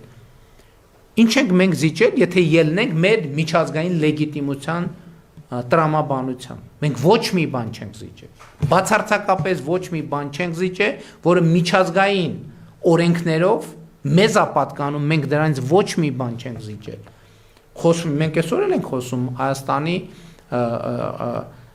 շուրջ 200 կիլոմետր, քառակուսի կիլոմետր օկուպացված տարածքների մասին։ Բայց նաև գիտենք արդեն ասցի դե յուրե իրավական պարտադիր ուժ ունեցող փաստաթղթով մենք արձանագրել ենք, որ այդ հարցը կլուծվի սահմանազատման շրջանակում։ Եվ այդ հարցը կլուծվի սահմանազատման շրջանակում։ Ինչու՞, որովհետև դա լեգիտիմ հարց է։ Միջազգային իրավունքի եւ օրենքի տեսակետից լեգիտիմ հարց է եւ բոլոր լեգիտիմ հարցերը կլուծվեն, բայց ելի եմ ասում, միջազգային լեգիտիմությունը բացարձակ երաշխիք չի, որովհետեւ աշխարհը հիմա շատ խառն է, բայց այնուամենայնիվ կարևոր հիմնակարը, որը մենք չպետք է մեր դնենք մեր առաջ ոչ լեգիտիմ խնդիրներ, հետո մեր 18 տարեկան զինվորներին ասենք, գնացեք դե մենք սենց խնդիր ենք դրել։ Ոչ լեգիտիմ միջազգային իրավունքի եւ միջազգային ճանաչվածության տեսակետից, սահմանների ճանաչվածության տեսակետից, որ հետո է տարբեր երկրներից բաժանվեն երկու խմբի, մի մասը մեզ գասի, դուք ճիշտ եք 100%-ով ձեզ հետ են, մի մասը գնա Ադրբեջան ասի, կամ երկրների մի մասը գա մեզ ասի, մի մասը գա այդ երկրներ կան, որտեղ նույն երկրի ներկայացուցիչները երկու տեղ են գնում, երկրներ էլ կան, որ կան երկրներ, որ մենակ մեզ են այդ ասում, կան երկրներ, որ մենակ Ադրբեջանն են այդ ասում, բայց սրանց էությունը չի փոխվում։ Եվ հետևաբար մենք լեգիտիմության վրա պետք է հիմնենք մեր անվտանգությունը, բայց լեգիտիմությունը առաջին, բայց ոչ միակ գործոնն է։ Որն է հաջորդ գործոնը։ Փոխկապվածությունը արտաքին աշխարհի հետ արտաքին անվտանգության ապահովման հաջորդ գործիքն է։ Այս գործոնը թույլ է տալիս, որ երկիրը դառնա գլոբալ մատակարարումների շղթայի տնտեսական շրջանառության այնքան կարևոր մաս, որ նրա անվտանգությունն ու կայունությունը կարևոր դառնան բազմաթիվ այլ, այդ թվում հարևան երկրների համար եւ ընդհակառակը, որի անկայունությունը որպես սպառնալիք ընկալվի տարածաշրջանի եւ միջազգային հանրության կողմից։ Խաղաղության խաչմերուկ նախագիծը եւ սրանից բխող տրիպ նախագիծը, որոնց իրականացման արդյունքում Հայաստանի Հանրապետության տարածքով ապրանքներ կհոսեն արևելքից արևմուտք, հյուսիսից հարավ, նման հնարավորություններ են ստեղծում մեր երկրի համար եւ մենք հենվում ենք ու հենվելու ենք ռազմավարական այս ընկալման վրա։ Սա էլ է շատ կարևոր նյուանս։ Անվտանգությունը ինչ է դա կապված։ Եվ մենք մեզ հարց պիտի տանք։ Իսկ եթե Աստված չանի Հայաստանի հետ մի բան այն չլինի, ում աշխարհում դա հետաքրքրելու։ Ես գիտեք ինչ անկեղծ ասեմ, Ես միջազգային մամուլին հետևում եմ միշտ եւ ինձ համար շատ տարակուսելի էր, որ օրինակ մեր կոնֆլիկտային իրավիճակները, էսկալացիաները շատ հպանցիկ էին լուսաբանվում միջազգային մամուլում, շատ հպանցիկ։ Այսինքն ոչ իրադրության մեր ընկալմանը համապատասխան։ Եվ ես ինձ հարց տվեցի ինչու։ Ինչն է դրա պատճառը։ Դրա պատճառն է նա, որ մեր երկրի անվտանգության խաթարումը աշխարհում ոչ մեկի կյանքում ոչ մի բան չի փոխում։ Գիտեք ինչու։ Որովհետև աշխարհում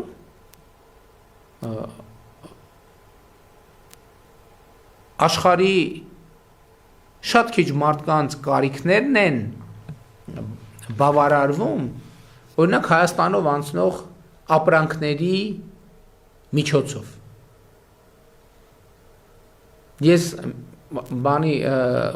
մայրաքաղաքներում ես մտածումների ժամանակ մտնում էի այդ երկրների սուպերմարկետներ, ասում եմ ուզում եմ գտնեմ այստեղ ապրանք, որը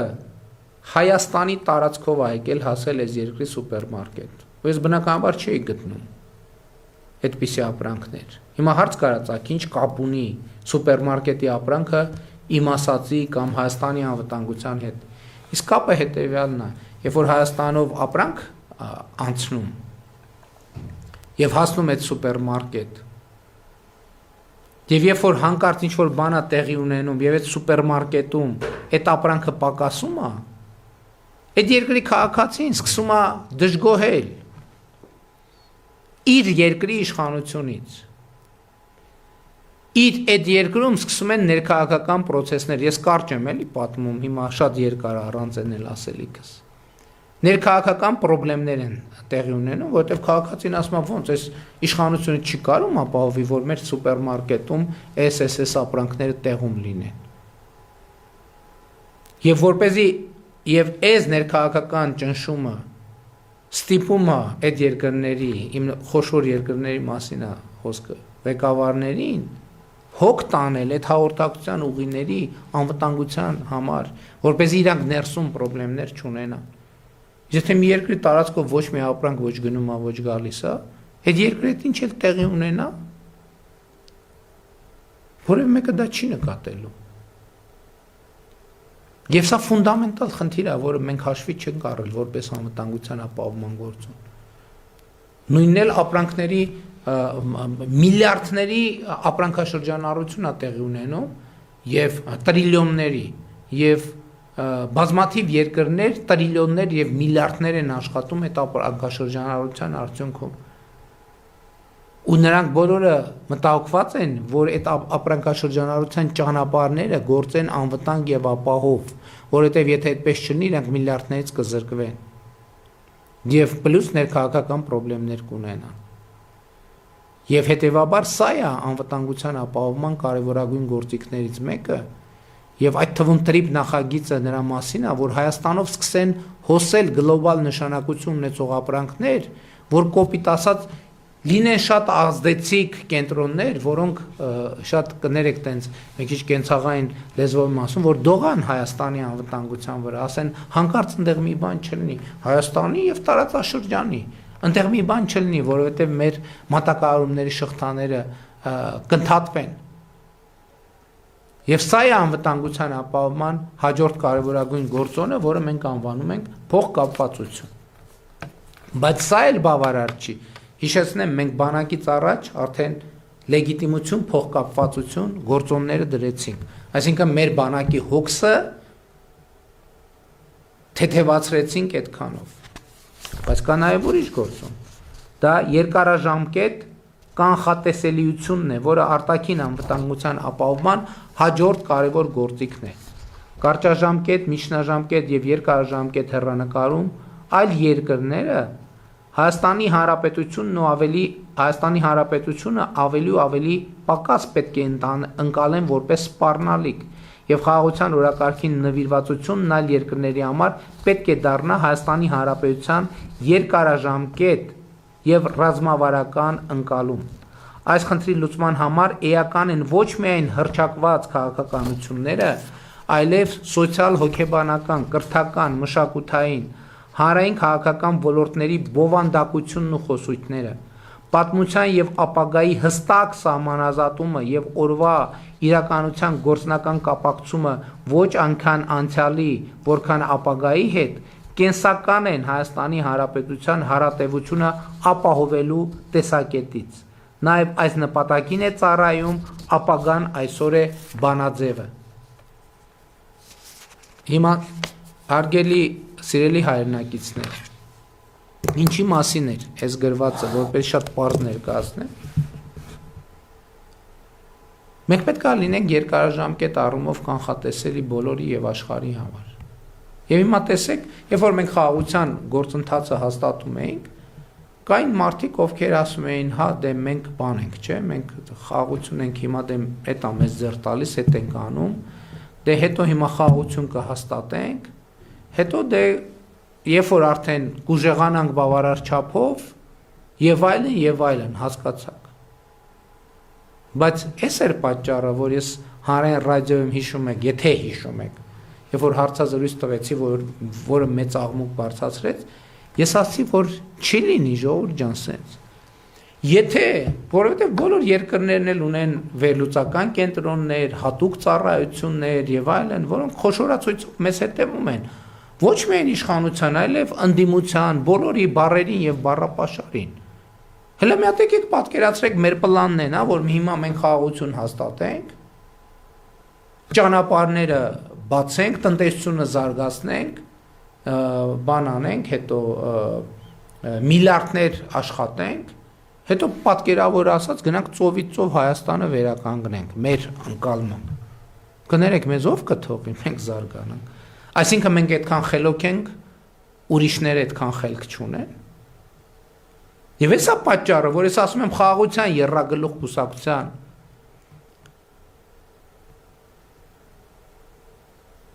գաղափարաբանությունը անխուսափելի պատերազմի է տանում։ Որովհետև եթե Հայաստանում իշխանություն լինի մի ուժ, որը մտածում է, հա դե հիմա սենց է մի քիչ տենանք ինչ ալնում, հետո մեր անելիքը կանենք, Հայաստանի Հանրապետությունը շանս չունի։ Ես չեմ ասում, պատերազմ կլինի։ Ես ասում եմ, մենք մեր պետականությունը կկորցնենք։ Որն է այլընտրանք։ Այլընտրանքը այն ինչ որ մենք հիմա անում ենք։ Եվ լուծումն այն ինչ որ մենք հիմա անում ենք։ Մենք իրական Հայաստանի գաղափարախոսությունը դրա համար ենք ստեղծել, ասելով, որ հայրենիքը պետությունը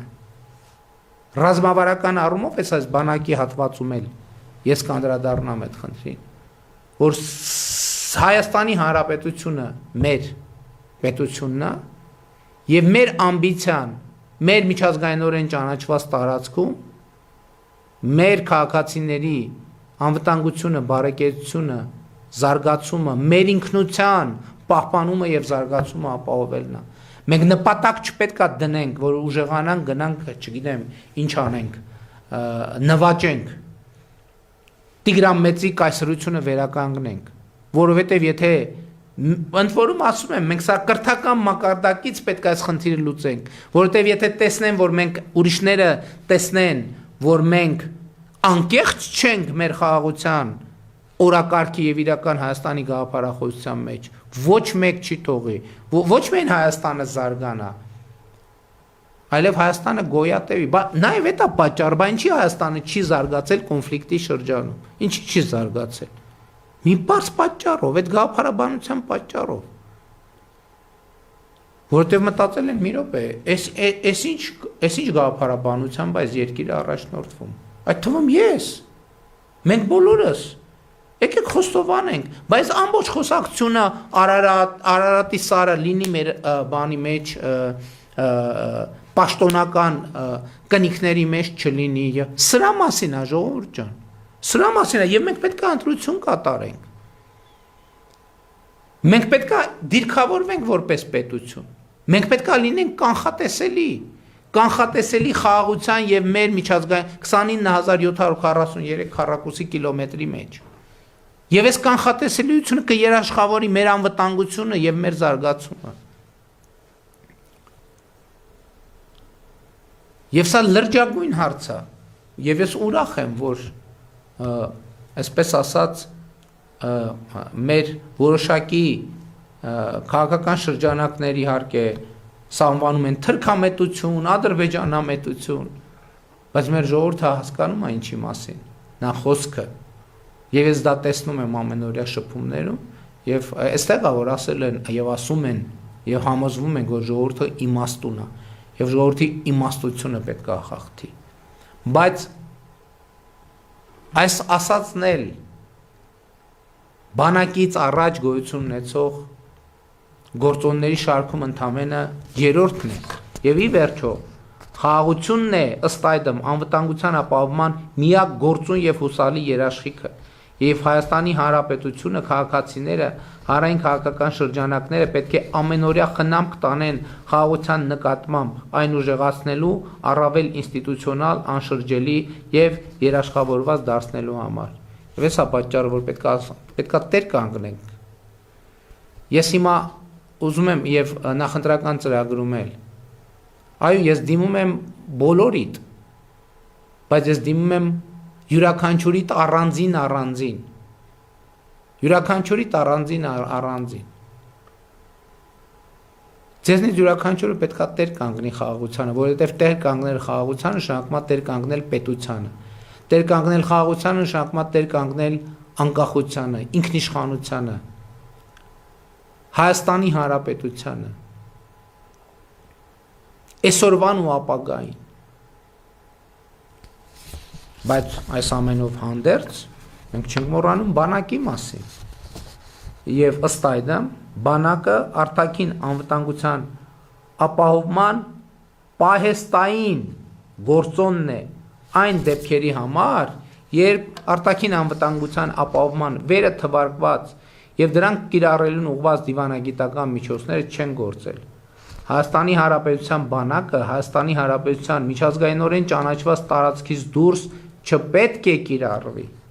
բացառությամբ միջազգային պայմանագրերի հիման վրա միջազգային խաղաղապահ առաքելություններում ներգրավելը եւ պետք է ծառայի բացառապես Հայաստանի Հանրապետության միջազգայինորեն ճանաչված տարածքի պաշտպանության խնդիրներին վերջին տարիներին Հայաստանի Հանրապետության բանակի պաշտպանունակությունը զարգացնելու ուղղությամբ ահռելի ջանքեր եւ միջոցներ են ձեռնարկվել ինչը համոզված եմ դուք կտեսնեք մայիսի 28-ին ձեռք է բերվել ժամանակակից սպառազինություն եւ ռազմական տեխնիկա ներառյալ հայրենական արտադրության Հայաստանի Հանրապետության ռազմարդյունաբերական համալիրն ահռելի զարգացում է ապրել իրականացվել են հսկայածավալ եւ նորարար ամրաշինական աշխատանքներ ստեղծվել են տասնյակ ամրացված շրջաններ Զինծառայության գրավչությունը մեծացնելու համար Հայաստանի Հանրապետության պայմանագրային զինծառայողների վարձատրության եւ արհեստավարժության ապահովման ժամկետային զինծառայության ժամկետների ու կառուցվածքի ոլորտում ահռելի բարեփոխումներ են իրականացվել։ Քաղաքացիական պայմանագիր կուսակցության ձևավորած խորհրդարանական մեծամասնությունը եւ կառավարությունը շարունակելու են բանակի բարեփոխումները համաձայն Հայաստանի Հանրապետության բանակի կերպափոխման հայեցակարգի աստիճանական կերպով կներդրվի համապարփակ պաշտպանության եւ անվտանգության համակարգ։ Հիմա բանակի հետ կապված ինչ ունեմ ասելու լրացուցիչ սիրելի հայրենակիցներ։ Գիտեք, լեգիտիմությունը այո, փոխկապվածությունը այո, կանխատեսելիությունը այո, դրանք կարևոր գործոններ են, խաղաղությունը այո, բայց միշտ ինչ որ մի բան կարող է եւ չաշխատել։ Եվ Հայաստանի Հանրապետությունը պետք է ունենա գեր զարգացած պաշտպանունակ բանակ։ Այդ թվում են պատճառով, որ պաշտպանունակ բանակ չունեցող երկիրը գայթակղություն է այլ երկրների համար ագրեսիվ գործողությունների։ Իսկ գեր ժամանակակից սպառազինությամբ սպառազինված բանակը զսպող գործոն է եւ մենք միշտ պետք է ունենանք պաշտպանունակ բարձր մակարդակի բանակ եւ սա մեր ռազմավարությունն է բայց այստեղ մի առանձնահատկություն կա որովհետեւ երբ որ դու հենվում ես լեգիտիմության հայեցակարգի վրա որևէ մեկը չի կարող վիճարկել քո պաշտպանունակ բանակ ունենալու իրավունքը։ Սա շատ կարևոր նրբություն է։ Այսինքն, եթե դու ասում ես, որ իմ կարճաժամկետ, միջնաժամկետ, երկարաժամկետ, դարավոր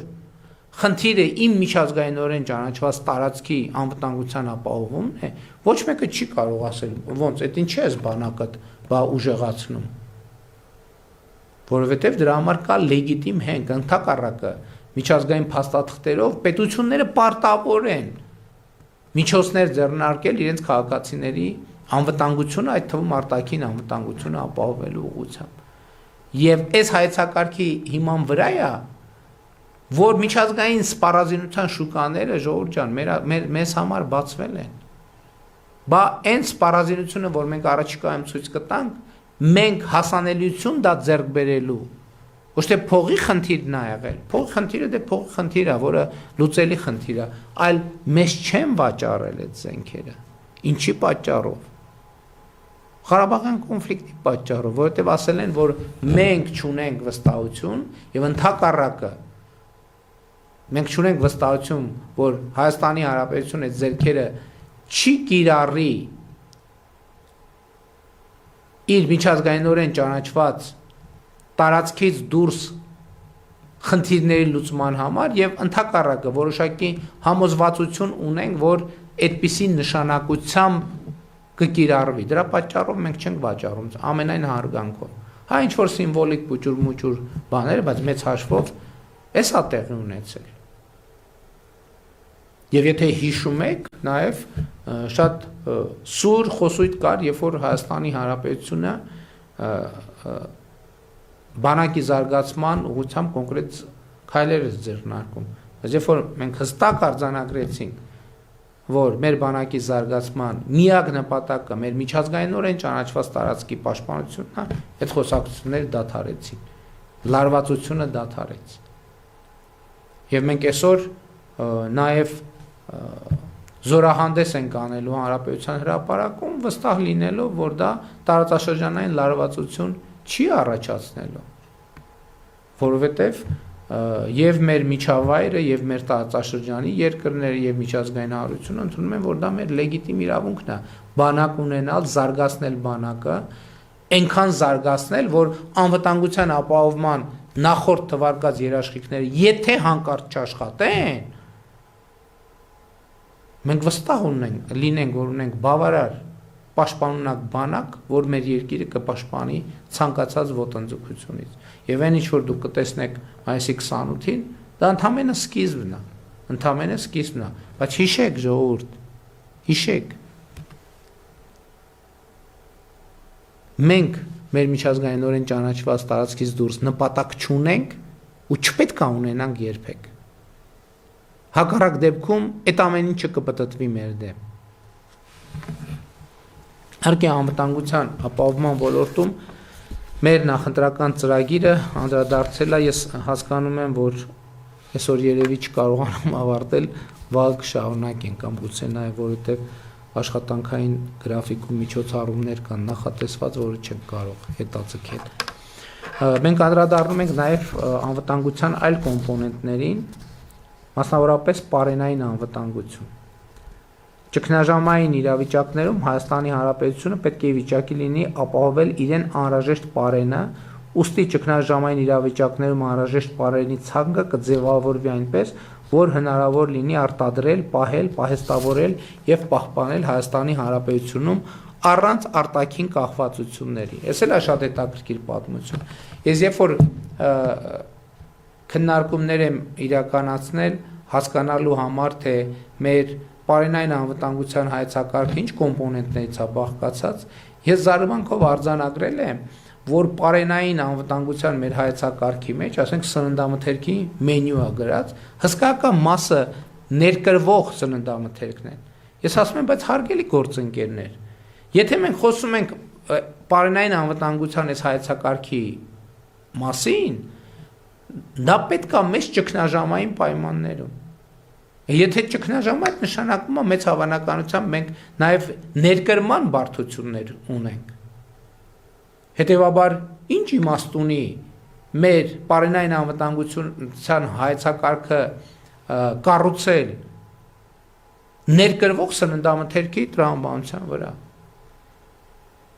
Պարենային անվտանգության մենյուն 1000 ներողությունից համեմատության համար ռեստորանի մենյու չի, որ նստես ասես, էս եմ ուզում, էս չեմ ուզում, դա նշանակում է ճգնաժամ, եւ ճգնաժամի պայմաններում դու պետքա բնակչության համար առողջ, նորմալ կալորիականություն ապահովես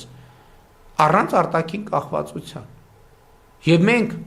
սկսել ենք եւ ամբողջ հայեցակարգը փոխում ենք այս տրամաբանության մեջ, որ պարենային անվտանգության հայեցակարգը պետքա հիմնված լինի այն սննդամթերքի վրա, որը մենք տեղում ի վիճակի ենք արտադրել։ Մի օրինակ բերեմ։ Ասենք մսի պարագայում, խոզի միս թե ոչխարի կամ տավարի միս, պարենային անվտանգության տրամաբանությամբ։ Հիմա մեր պարենային անվտանգության հայեցակարգում ներառված է նաև խոզի միսը։ Ըստ պրոբլեմն ինչ է։ Պրոբլեմն նա, որ խոզի միս արտադրելու համար մենք առայժմ չունենք կերի բավարար արտադրություն։ Այսինքն եթե մենք ճգնաժամի պայմաններում չենք կարողանալու կեր ներկրենք, ինչի ենք հայեցակարգում խոզի միսը գրում, կամ գրում այնքան շատ, որը կարա ճգնաժամ առաջացնի։ Իսկ օրինակ ոչխարի միս արտադրելու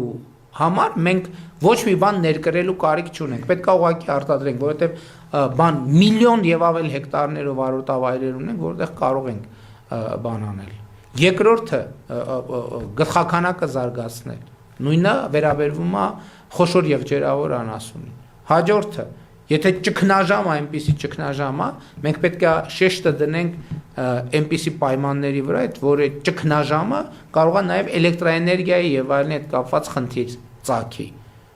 Եվ մենք պետք է կենթանի վիճակում պահենք այդ պոտենցիալ սննդամթերքը, որովհետև օրինակ որոշակի իրավիճակներում փչանալու եւ այլնի խնդիր չլինի, չնայած հիմա երբ որ արևային էլեկտրաէներգիան զարգանում է, այս խնդիրն էլ է։ Դրա համար եմ ասում նաեւ մեր ռազմավարությունները պետք է իրադրության փոփոխության հետ փոխվեն։ Էլ եմ ասում, խոսքը պարենային անվտանգության հայեցակարգի մասին է, որը երկրները ունենում են այն դեպքերի համար, եթե ինչ որ ճգնաժամ, սուր խորը ճգնաժամ կա, եւ մենք այս վերանայում ենք եւ վերանայում ավարտելու ենք այն տրամաբանությամբ, որ այստեղ մեզ պետք կլինի միայն այնպիսի արտադրատեսակներ, որոնք արտադրում են սննդամթերք, որոնք Հայաստանում արտադրելու հնարավորություն կա։ Հաջորդը էներգետիկ անվտանգություն։ Վերականգնվող էներգետիկայի զարգացումը Հայաստանի Հանրապետության համար ստեղծել է էներգետիկ անվտանգության մակարդակը բարձրացնելու եւ ի վերջո էներգետիկ ինքնաբավ երկիր դառնալու բացառիկ հնարավորություն։ Քաղաքացիական պայմանագիր կուսակցության ձևավորած կառավարությունը եւ խորհրդանական մեծամասնությունը գնալու են այս ճանապարհով։ Արևի, քամու էներգետիկայի, կենսագազի, կանաչ ջրածնի արտադրության տեխնոլոգիաների զարգացումը, ինչպես նաև կուտակիչ կայանների զարգացումը կլինեն առաջնահերթություն, կշարունակվեն նաև նոր ատոմակայանի ստեղծման ուղղված աշխատանքները։ Կարծում եմ, այստեղ շատ լրացուցիչ մեկնաբանություն չունեմ։ Ուրեմն հաջորդ գլուխը, որը շատ կարևոր գլուխ է, կոչվում է ներքին անվտանգություն։ Մենք խոսեցինք արտաքին անվտանգության ապահովման մասին, բայց հաջորդ գլուխը ներքին անվտանգության ապահովման մասին է, բայց ես երևի թե ավելի ճիշտ կլինի, քանի որ ծավալուն է ներքին անվտանգության հատվածը, ճիշտ կլինի այսօրվա ներկայացումը այս պահին ընդհատեմ, որովհետև մենք արդեն